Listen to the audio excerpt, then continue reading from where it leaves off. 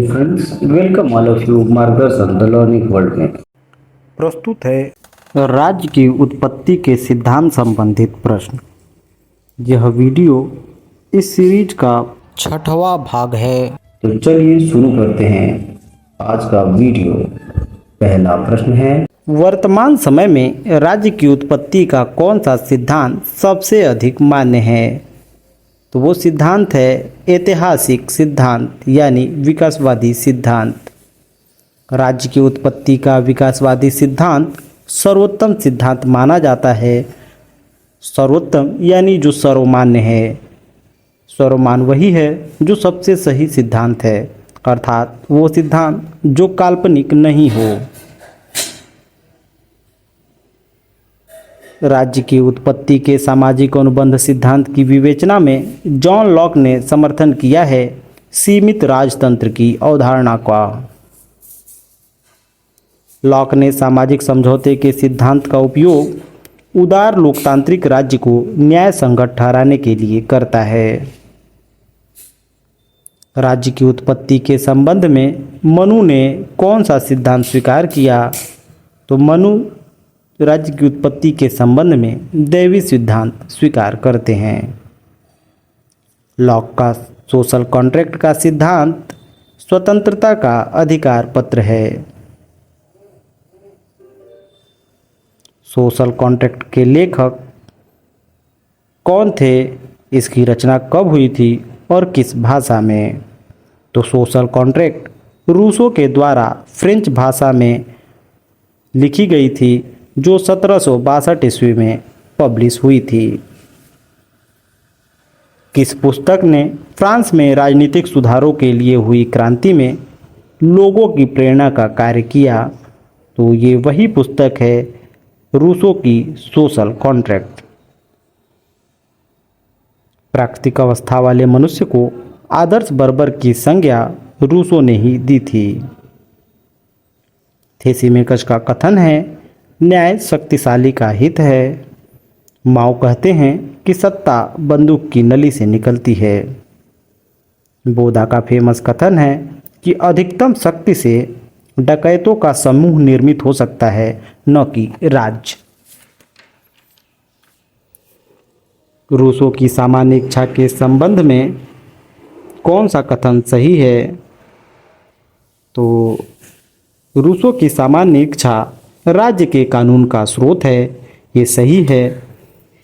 सामान्य इच्छा सदैव जनहित में होती है, ये भी सही है, तथा यह सदैव सही होती है।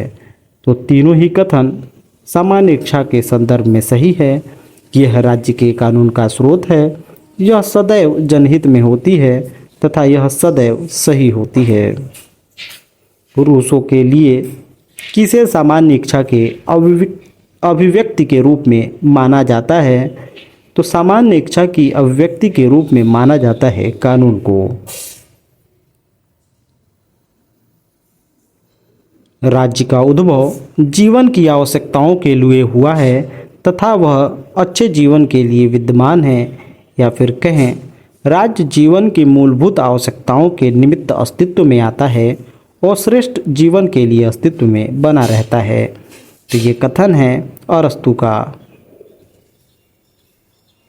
मनुष्य स्वतंत्र पैदा होता है किंतु सर्वत्र जंजीरों में जकड़ा हुआ है, यह फेमस कथन रूसो का है। और रूसो का यहाँ आशय है कि मनुष्य को इन श्रृंखलाओं को तोड़ दिया जाना चाहिए। किस राजनीतिक चिंतन ने अपनी आत्मकथा में लिखा कि उसकी माँ ने जुड़वा बच्चों को जन्म दिया, स्वयं उसे तथा डर को? तो ये आत्मकथा लिखा था थॉमस हॉब्स ने, और वो उसमें कहता है कि उसकी माँ ने उसे और भय को जन्म दिया था। किस विचारक के अनुसार प्राकृतिक अवस्था में मनुष्य बुद्धि या तर्क वितर्क के बजाय भावनाओं से संचालित था? तो ऐसा मानना है रूसो का। किसने रूसो के सामान्य इच्छा के सिद्धांत एवं सामाजिक अनुबंध के नैतिक महत्व को अनुबंध के आध्यात्मिक सिद्धांत में विकसित किया? तो सामान्य इच्छा के सिद्धांत एवं सामाजिक अनुबंध के नैतिक महत्व को अनुबंध के आध्यात्मिक सिद्धांत में विकसित किया है कांट ने। किसने सामाजिक संविदा सिद्धांत की घटिया इतिहास, घटिया दर्शन तथा घटिया विधि के रूप में आलोचना की? तो ये आलोचक थे सर हेनरी मेन।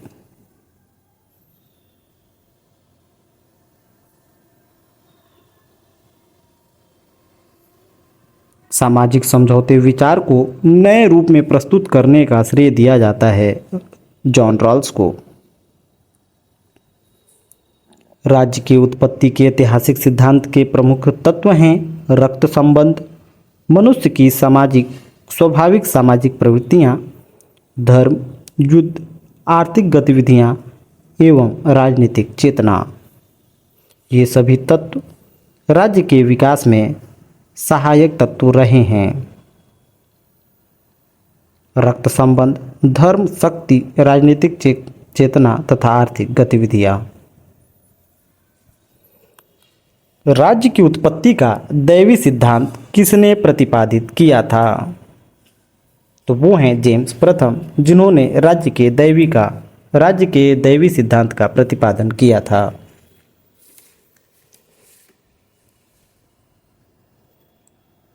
राज्य व्यक्ति के स्वार्थों द्वारा चालित एक ऐसा आदान प्रदान का परिमाण था।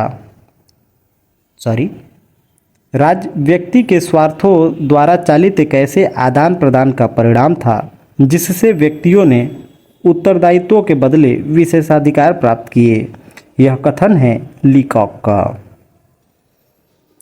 रिचर्ड हुकर कहते हैं, मनुष्यों की आदिम अवस्था अशांतिपूर्ण व संघर्षमय थी, इसलिए समझौते द्वारा राज्य संस्था की स्थापना की गई। ह्यूगो ग्रोसियस भी राज्य को एक समझौते का फल ही मानते हैं। राजतंत्र स्वाभाविक है, परिवार के मुखिया के समान राज्य का मुखिया राजा है। यह कथन है रॉबर्ट फिल्मर का। मनु के विराट पुरुष की अवधारणा में राजा के पास कितने देवताओं की शक्ति होती है? तो वो है 8 देवताओं की शक्ति मनु के विराट पुरुष की अवधारणा में राजा के पास होती है।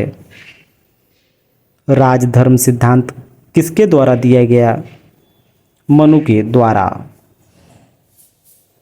किसने कहा कि दंड एवं पुरस्कार के द्वारा समाज के सुख की वृद्धि करना ही सरकार का मुख्य उद्देश्य है? तो ये कथन है जेरमी बेंथम का।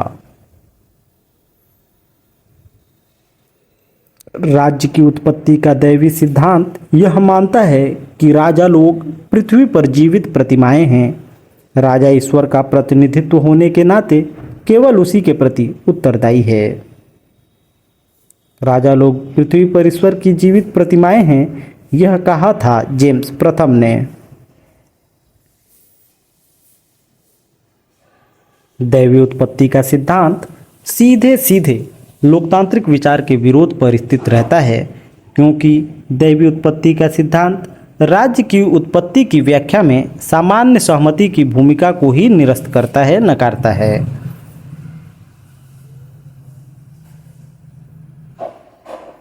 राज्य की उत्पत्ति का दैवी सिद्धांत धर्म को राजनीति से मिलाता है।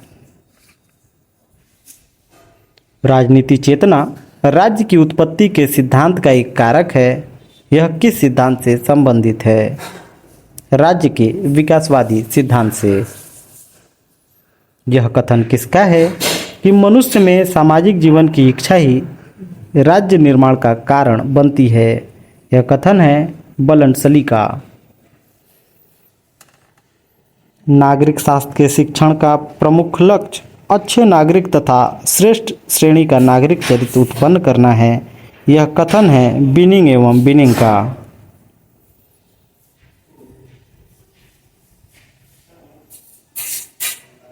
सामाजिक समझौता सिद्धांत में प्राकृतिक अवस्था का आशय है राज्य के निर्माण के पूर्व की अवस्थाएं।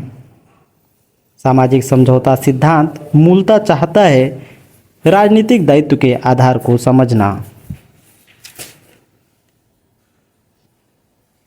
राज्य की उत्पत्ति का पितृसत्तात्मक सिद्धांत हेनरी मैन के नाम से जुड़ा है और मातृसत्तात्मक सिद्धांत जेंक्स के साथ।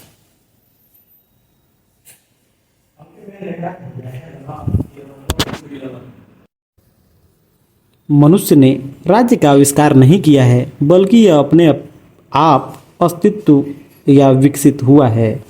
तो यह राज्य की उत्पत्ति का विकासवादी सिद्धांत मानता है कि मनुष्य ने राज्य का आविष्कार नहीं किया है, बल्कि यह अपने आप विकसित हुआ है।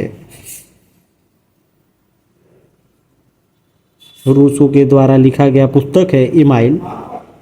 जॉन लॉक ने सिविल सरकार पर ट्रीटीज लिखा है।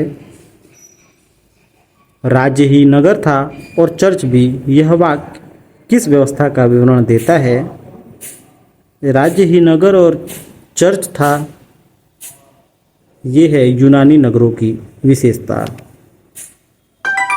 या विवरण। यह किसने कहा कि कला एवं विज्ञान के विकास ने मानव को भ्रष्ट कर दिया है?